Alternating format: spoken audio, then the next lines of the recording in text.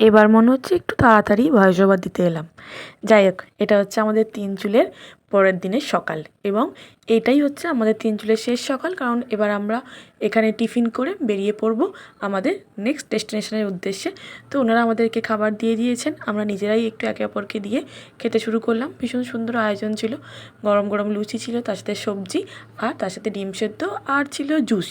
তো যাই হোক, খাওয়া দাওয়া করে তারপর ওনাদের যে ব্যালকানি ছিল সেখানে আমাদেরকে যাওয়ার জন্য আমন্ত্রণ করা হয়েছিল, কারণ ওনাদের তরফ থেকে কিছু সম্বর্ধনা জ্ঞাপন করা হবে, যেটা ওনাদের রিচুয়ালস অনুযায়ী যখন যারাই অ্যাজ আ গেস্ট হিসেবে ওনাদের ওখানে আসেন ওনারা এইভাবেই প্রত্যেককে সম্বর্ধনা করেন। ভীষণ ভীষণ ভালো আতিথেয়তা, মানে সারা জীবন মনে রাখার মতো। এটা আমাদের ভীষণ ভীষণ ভালো লেগেছে এবং একটা উপরি পাওনা বলা যেতে পারে এই হোমস্টের তরফ থেকে আমাদের জন্য। আর ওনারের কথা কি বলবো, এর আগেই তো বলেছি উনি হচ্ছেন ওখানকার স্কুলের প্রধান শিক্ষিকা, কিন্তু ওনার ব্যবহার দেখে বোঝাই যাবে না যে উনি সত্যিই কত বড় মাপের মানুষ। মানে ওনার সান্নিধ্যে পেয়ে সত্যিই আমি নিজেকে ধন্য বলে মনে করছি। এই হচ্ছে ওখানকার ওনার।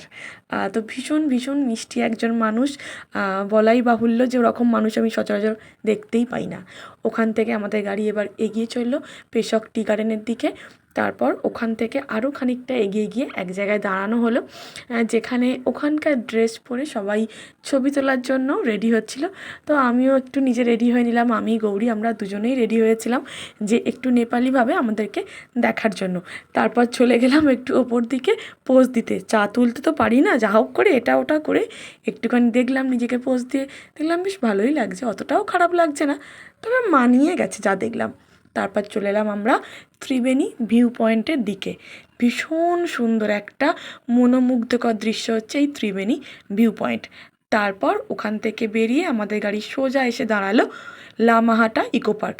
ঠিক এখানকার নিচের ওয়েদার যতটা রোদ ঝলমলে, আর ওপরের এই লেকটায় ওঠার জন্য 40 মিনিট ধরে ট্রেক করার পর এসে দেখলাম ওয়েদার ঠিক বিপরীত, মানে ঘন কুয়াশায় ঢাকা, সম্পূর্ণ অন্য। কিন্তু ভীষণ ভীষণ সুন্দর এই দৃশ্য, মানে অতটা যে ট্রেক করে এসেছি এখানে আসার পর সেটা ভুলে যাওয়া যেতেই পারে। আসতে বেশ বেগ পেতে হয়েছে আমাকে, শুধুমাত্র অর্ঘ্য চক্করে এখানে আসতে হয়েছে। কিন্তু এখানে এসে জল তেষ্টা পেলেও জলের কোনো রকমের কোনো স্টল ছিল না।